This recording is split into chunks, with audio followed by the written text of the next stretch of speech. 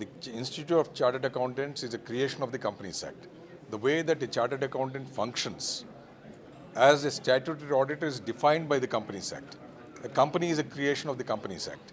So there is a limit to what he does as a statutory auditor. When you use the word auditor, please don't use it loosely.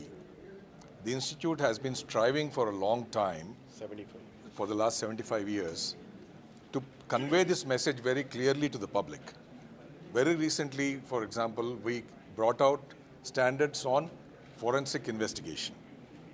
Forensic investigation is something that happens on the accounts, the events that happen in a company, in a business.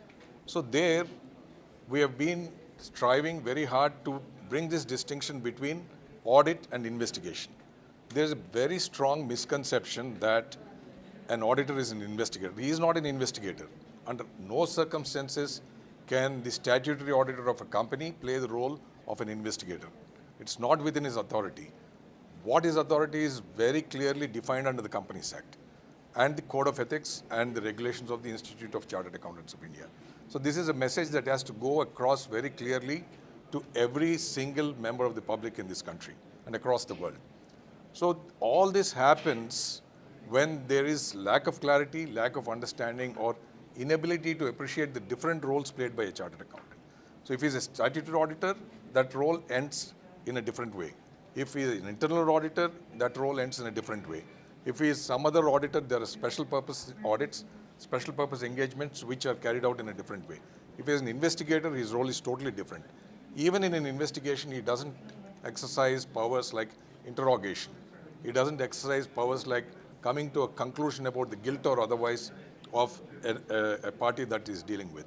These are all left to the regulatory agencies, to the client who has to take the matter appropriately to the regulatory agencies. He doesn't sit in judgment. He only expresses an opinion. He comes to a conclusion.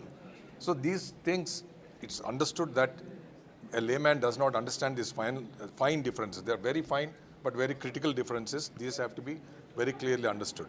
So the concern to us at this point of time, the reason for calling this meeting today is to convey to everybody that when a statutory auditor is involved in an audit, unless something is proved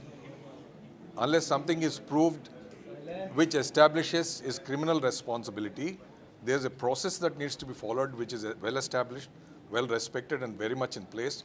It's a well tested mechanism. It's gone through a lot of revisions. Very recently also, they have gone through a lot of revisions. These matters have to be kept in mind.